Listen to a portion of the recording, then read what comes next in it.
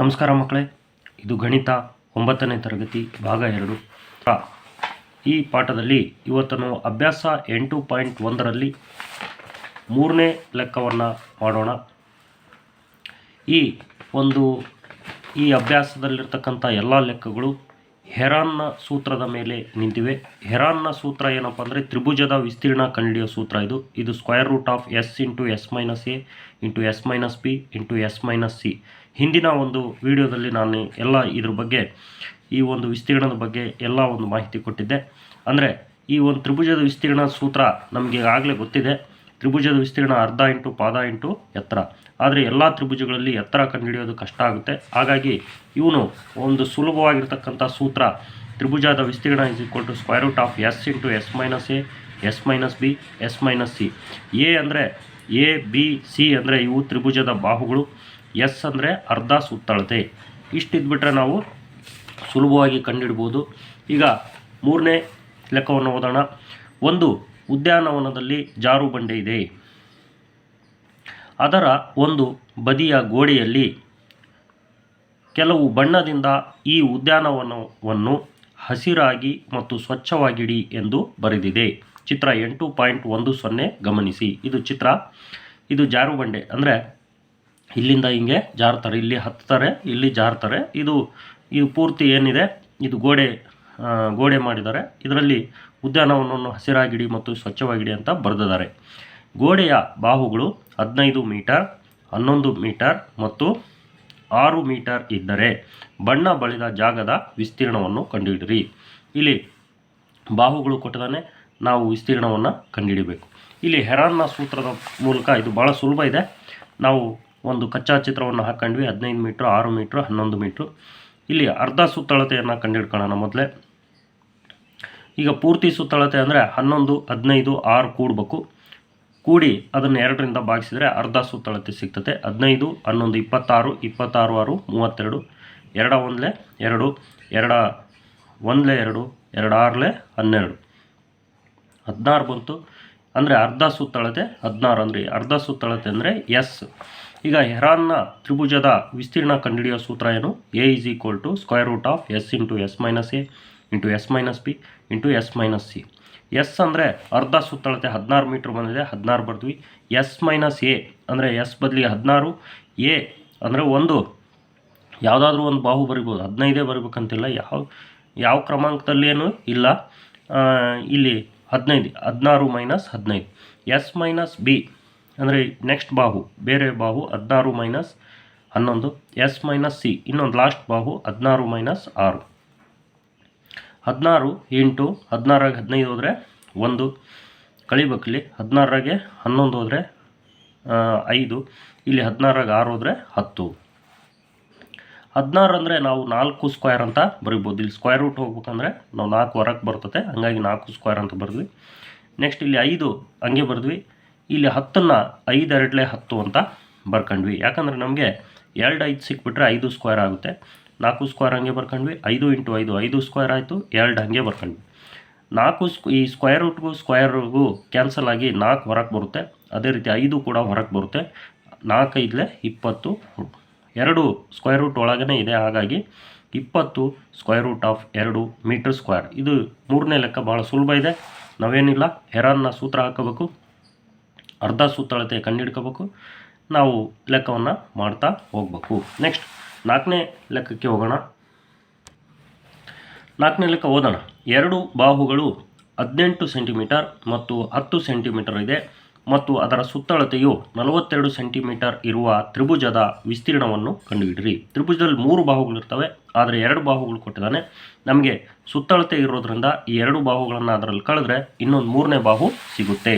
ನಾವು ಒಂದು ಕಚ್ಚಾ ಚಿತ್ರವನ್ನು ಹಾಕ್ಕೊಳ್ಳೋಣ. ಎಕ್ಸೈಜ್ನಲ್ಲಿ ಒಂದು ಕಚ್ಚಾ ಚಿತ್ರ ನೀವು ಹಾಕ್ಕೊಂಡ್ರೆ ನಿಮಗೆ ಮುಂದೆ ಏನು ಮಾಡಬೇಕು ಅನ್ನೋದು ಹೊಳಿತಾ ಹೋಗುತ್ತೆ. ಇಲ್ಲಿ 2 ಬಾಹು ಅಳತೆ ಕೊಟ್ಟಿದ್ದಾನೆ. ಒಂದು 18 ಸೆಂಟಿಮೀಟ್ರ್, ಇನ್ನೊಂದು 10 ಸೆಂಟಿಮೀಟ್ರ್. ಇನ್ನೊಂದು ಬಾಹುನ ನಾವು ಎಕ್ಸ್ ಅಂತ ಇಟ್ಕೊಂಡು ಸುತ್ತಳತೆ ಎಷ್ಟು ಕೊಟ್ಟಿದ್ದಾನೆ? 42 ಸೆಂಟಿಮೀಟ್ರ್ ಕೊಟ್ಟಿದ್ದಾನೆ. ಸುತ್ತಳತೆ ಹೆಂಗೆ ಸಿಗುತ್ತೆ? ಈ 3 ಬಾಹುಗಳನ್ನು ಕೂಡಿದಾಗ A B plus B C plus A C. ನೀವು ಡೈರೆಕ್ಟಾಗಿ ಇವು A B B C C A ಅಂತ ಬರ್ಕೊಂಡ್ದೆ 18 + 10 + x ಅಂತ ಡೈರೆಕ್ಟಾಗೂ ಬರ್ಕೋಬೋದು. ಈಗ A B 18, B C x, C A 10. 18 10 ಕೂಡೋಣ 28, X ಹಂಗೆ ಬರೋಣ. ಎಕ್ಸ್ ಜೊತೆಗಿರ್ತಕ್ಕಂಥ 28ನ್ನು ನಾವು ಬಲಭಾಗಕ್ಕೆ ವರ್ಗಾಯಿಸಿದರೆ ಇಲ್ಲಿ +28 ಹೋಗಿ -28 ಆಯಿತು. 42ಗೆ 28 ಹೋದರೆ ಇನ್ನು 14 ಸೆಂಟಿಮೀಟ್ರು.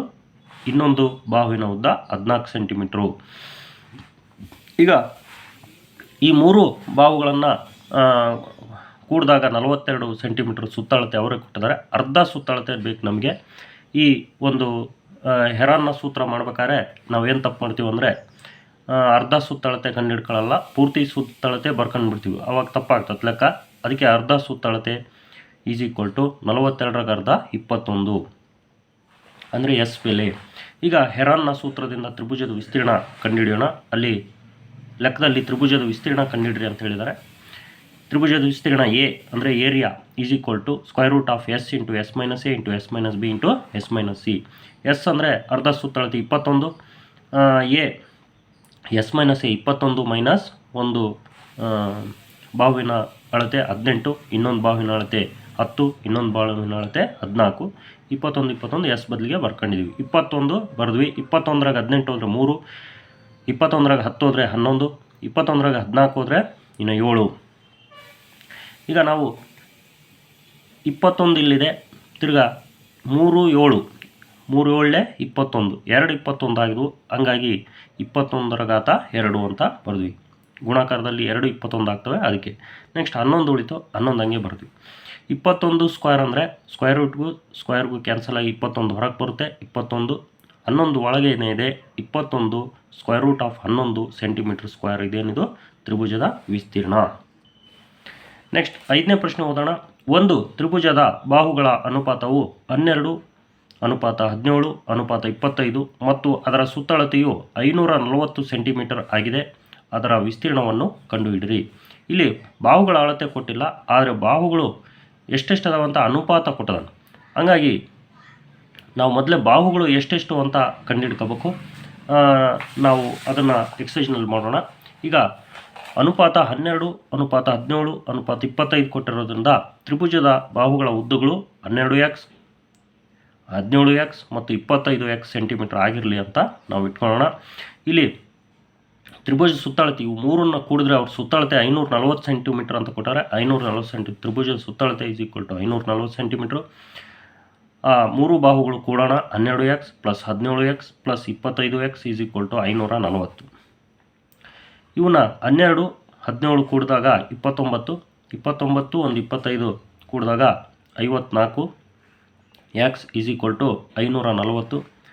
ಎಕ್ಸ್ ಜೊತೆಗೆ 54 ಇಲ್ಲಿ ಇಂಟು ರೂಪದಲ್ಲಿರುತ್ತೆ, ಅಂದರೆ ಗುಣಾಕಾರ ರೂಪದಲ್ಲಿ. 54ನ ನಾವು ಬಲಭಾಗಕ್ಕೆ ವರ್ಗಾಯಿಸಿದಾಗ ಭಾಗಾಕಾರ ರೂಪದಲ್ಲಿ ಅಂದರೆ ಛೇದದಲ್ಲಿ ಬರುತ್ತೆ. 54 ಈ ಕಡೆ ಬಂದಾಗ ಛೇದದಲ್ಲಿ ಬರುತ್ತೆ. 54 ಒಂದಲೇ 54, 54 ಒಂದಲೇ 54, ಇನ್ನೊಂದು 0 ಇದೆ. 54 0 0 10 ಅಂದರೆ ಎಕ್ಸ್ ಬೆಲೆ 10 ಬಂದಿದೆ. ಮೊದಲನೇ ಬಾಹು 12x ಅಂದರೆ 12 ಇಂಟು ಎಕ್ಸ್ ಬೆಲೆ 10, 12 120 ಸೆಂಟಿಮೀಟ್ರು ಮೊದಲನೇ ಬಾಹು. ಎರಡನೇ ಬಾಹು 17 170 ಸೆಂಟಿಮೀಟ್ರು. ಮೂರನೇ ಬಾಹು 25 250 ಸೆಂಟಿಮೀಟ್ರು. ಈಗ ಮೂರು ಬಾಹುಗಳನ್ನು ಕೂಡಿದ್ರೆ 540 ಸೆಂಟಿಮೀಟ್ರ್ ಅರ್ಧ ಸುತ್ತಳತೆ ಅಂತ ಅಲ್ಲ, ಪೂರ್ತಿ ಸುತ್ತಳತೆ ಅವರೇ ಕೊಟ್ಟಿದ್ದಾರೆ. ಅರ್ಧ ಸುತ್ತಳತೆ ನಾವು ಕಂಡು ಹಿಡ್ಕೋಬೇಕು. 2 1 2, 2 2 4. ಇಲ್ಲಿ 5ಕ್ಕಿಂತ ಕಮ್ಮಿ ಬರೋಂಗೆ 2 ಮಕ್ಕಳು ಹೇಳಿದ 2 2 4, 1 ಉಳಿತು, ಪಕ್ಕದಾಗ 4 ಐತೆ. 2 7 14 0, 270 ಸೆಂಟಿಮೀಟ್ರು ಅರ್ಧ ಸುತ್ತಳತೆ. ಈಗ ನಾವು ಹೆರಾನ್ನ ಸೂತ್ರ ಹಾಕ್ಕೊಳ್ಳೋಣ. ತ್ರಿಭುಜದ ವಿಸ್ತೀರ್ಣ ಕಂಡುಹಿಡಿಯೋ ಸೂತ್ರ. ಹೆರಾನ್ನ ಸೂತ್ರ √S into S minus A into S minus B into S minus C. ಅರ್ಧ ಸುತ್ತಳತೆ 270 ಇದೆ. 270 ಎಸ್ ಎಲ್ಲೆಲ್ಲಿದೆಯೋ ಅಲ್ಲಿ 270 270 270 ಹಾಕಿದ್ವಿ. ಮೊದಲನೇ ಬಾಹು 120, ಎರಡನೇ ಬಾಹು 170, ಮೂರನೇ ಬಾಹು 250 ಹಾಕಿದ್ವಿ. 270 ಹಂಗೆ ಬರೆದಿದ್ವಿ.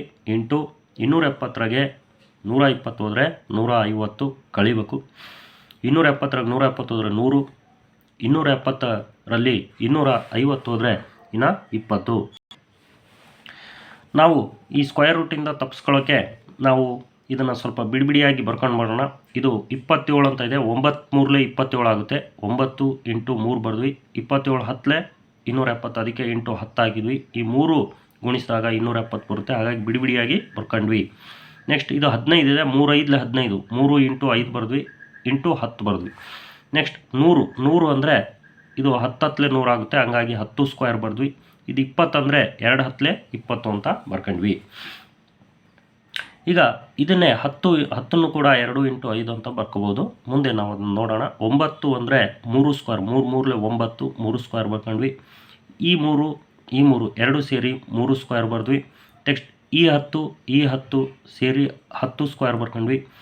ನೆಕ್ಸ್ಟ್ ಈ 10 ಸ್ಕ್ವೇರ್ ಹಂಗೆ ಬರ್ಕೊಂಡ್ವಿ. ಇಲ್ಲಿ 5 ಬಿಟ್ಟಿದ್ವಿ.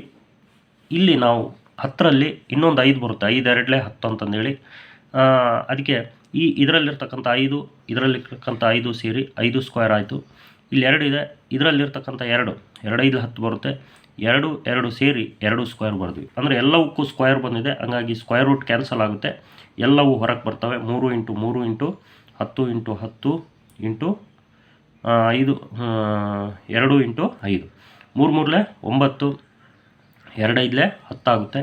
ಇಲ್ಲಿ 1 0 2 0, ಇಲ್ಲೊಂದು 0, 3 0 ಬರ್ತವೆ. 3 3 9, 9 1 9, 9000 ಸೆಂಟಿಮೀಟರ್ ಸ್ಕ್ವೇರು ಈ ತ್ರಿಭುಜದ ವಿಸ್ತೀರ್ಣದ ಸೂತ್ರ. ಭಾಳ ಸುಲಭ ಇದೆ, ನಾವು ಮಾಡ್ಕೊಂಡು ಹೋದ್ರೆ ಏನು ತೊಂದರೆ ಇಲ್ಲ ಮಕ್ಕಳೇ. ನೆಕ್ಸ್ಟ್ 6ನೇ ಪ್ರಶ್ನೆ. ಒಂದು ಸಮದ್ವಿಬಾಹು ತ್ರಿಭುಜದ ಸುತ್ತಳತೆಯು 30 ಸೆಂಟಿಮೀಟರ್ ಮತ್ತು ಅದರ ಸಮಬಾಹುಗಳ ಉದ್ದ 12 ಸೆಂಟಿಮೀಟರ್ ಆಗಿದೆ. ತ್ರಿಭುಜದ ವಿಸ್ತೀರ್ಣವನ್ನು ಕಂಡುಹಿಡಿಯಿರಿ. ಇಲ್ಲಿ ಒಂದು ಕಚ್ಚಾ ಚಿತ್ರ ಹಾಕೊಳ್ಳೋಣ. ಸಮದ್ವಿಬಾಹು ತ್ರಿಭುಜ ಅಂತ ಹೇಳಿದಾನೆ. ಸಮದ್ವಿಬಾಹು ಅಂದರೆ 2 ಬಾಹುಗಳು ಸಮ. ಆ ಒಂದು ಸಮಬಾಹುಗಳ ಉದ್ದ 12 ಸೆಂಟಿಮೀಟ್ರ್. ಅಂದರೆ ಒಂದು ಬಾಹು 12 ಸೆಂಟಿಮೀಟರ್ ಆದರೆ ಇನ್ನೊಂದು ಬಾಹುನು 12 ಸೆಂಟಿಮೀಟ್ರ್. ಇನ್ನೊಂದು ಬಾಹು ಕೊಟ್ಟಿಲ್ಲ ಎಕ್ಸ್, ಆದರೆ ಸುತ್ತಳತೆ ಕೊಟ್ಟಿದ್ದಾನೆ. ಹಂಗಾಗಿ ನಾವು ಈ 3 ಬಾಹುಗಳನ್ನು ಕೂಡೋಣ. 12 + 12 + x, 12 + 12 + x = ಸುತ್ತಳತೆ 30 ಸೆಂಟಿಮೀಟರ್ ಕೊಟ್ಟಿದ್ದಾನೆ. ತ್ರಿಭುಜ ಸುತ್ತಳತೆ = 30 ಸೆಂಟಿಮೀಟ್ರ್. ಈ 3 ಬಾಹುಗಳನ್ನು ಕೂಡಿದಾಗ 30, ನಮಗೆ ಎಕ್ಸ್ ಹಂಗೆ ಇಟ್ಟು 12 12 24 ಆಯಿತು. 24ನ್ನು ನಾವು ಬಲಭಾಗಕ್ಕೆ ವರ್ಗಾಯಿಸಿದಾಗ -24 ಆಯಿತು. 30ರಲ್ಲಿ 24 ಹೋದರೆ 6 ಸೆಂಟಿಮೀಟ್ರು. ಅಂದರೆ ಎಕ್ಸ್ನ ಬೆಲೆ 6 ಸೆಂಟಿಮೀಟರ್. ಅಂದರೆ 3ನೇ ಬಾಹು 6 ಸೆಂಟಿಮೀಟ್ರ್. ನಾವು ವಿಸ್ತೀರ್ಣ ಕಂಡುಹಿಡಿಬೇಕಂದ್ರೆ ಎಸ್ ಬೆಲೆ ಕಂಡುಹಿಡ್ಕೋಬೇಕು. ಎಸ್ ಅಂದರೆ ಅರ್ಧ ಸುತ್ತಳತೆ. ಅರ್ಧ ಸುತ್ತಳತೆ = ಪೂರ್ತಿ ಸುತ್ತಳತೆಯನ್ನು 2ರಿಂದ ಭಾಗಿಸೋಣ. 2 1 2, 2 15 30, ಅಂದರೆ 15 ಸೆಂಟಿಮೀಟ್ರು ಅರ್ಧ ಸುತ್ತಳತೆ. ಈಗ ಹೆರಾನ್ನ ತ್ರಿಭುಜದ ವಿಸ್ತೀರ್ಣ ಕಂಡುಹಿಡಿಯೋ ಸೂತ್ರ ಬರ್ಕೊಳ್ಳೋಣ. A = √s × s - a × s - b × s - c. ಅರ್ಧ ಸುತ್ತಳತೆ ನೋಡಿ, ಹಿಂದ್ಗಡೆ ಪೇಜ್ನಲ್ಲಿ ತಪ್ಪು ಮಾಡಿಬಿಟ್ಟಿದ್ದೀವಿ. ಯಾಕಂದರೆ ಅರ್ಧ ಸುತ್ತಳತೆ ಹಾಕಿಲ್ಲ, ಪೂರ್ತಿ ಸುತ್ತಳತೆ ಹಾಕಿ ಮಾಡಿಬಿಟ್ಟಿದ್ದೀನಿ. ನೋಡಿರಿ, ಹಿಂಗೆ ನಿಮಗೂ ಕೂಡ ಕನ್ಫ್ಯೂಸ್ ಆಗ್ತದೆ. ಅದಕ್ಕಾಗಿ ನಾವು ಎಸ್ ಬೆಲೆ ಹಾಕ್ಕೋಬೇಕಾದ್ರೆ ನಾವು ಅರ್ಧ ಸುತ್ತಳತೆ ಹಾಕ್ತಿದ್ದೀವೋ ಪೂರ್ತಿ ಸುತ್ತಳತೆ ಹಾಕ್ತಿದ್ದೀವೋ ಅನ್ನೋದನ್ನು ಸ್ವಲ್ಪ ಗಮನಿಸಿ. ನನಗೆ ಇಷ್ಟು ಕನ್ಫ್ಯೂಸ್ ಆಗ್ತಾಯಿದೆ. ಅರ್ಧ ಸುತ್ತಳತೆ 15 ಮೈನಸ್ ಈ ಒಂದು ಸಮಬಾಹು ತ್ರಿಭುಜದ ಇದು ಬಾಹುವಿನ ಅಳತೆ 15 - 12. ಇನ್ನೊಂದು ಬಾಹು ಕೂಡ ಅಳತೆಯೂ 15 - 12. ಇನ್ನೊಂದು ಬಾಹುವಿನ ಅಳತೆ 6 ಕಂಡುಹಿಡಿದಿದ್ವಿ. 15 - 6, 15 ಹಂಗೆ ಬರೆದ್ವಿ. 15ರಾಗ 2 ಹೋದರೆ 3, 15ರಾಗ 2 ಹೋದರೆ 3, 15ರಾಗ 6 ಹೋದರೆ 9. 15 ನಾವು ಹಂಗೆ ಬರ್ಕೊಳ್ಳೋಣ. 3 ಇಂಟು 3, 3 ಸ್ಕ್ವೇರು. ನೆಕ್ಸ್ಟ್ 9ನ್ನು ನಾವು 3 3 9, 3 ಸ್ಕ್ವೇರ್ ಮಾಡ್ಬೋದು. ಸ್ಕ್ವೇರ್ಗೂ ಸ್ಕ್ವೇರ್ ರೂಟ್ಗೂ ಕ್ಯಾನ್ಸಲ್ ಆಗಿ 2 3 ಹೊರಗೆ ಬರ್ತವೆ. 3 3 9. 15 ಒಳಗೇ ಇದೆ.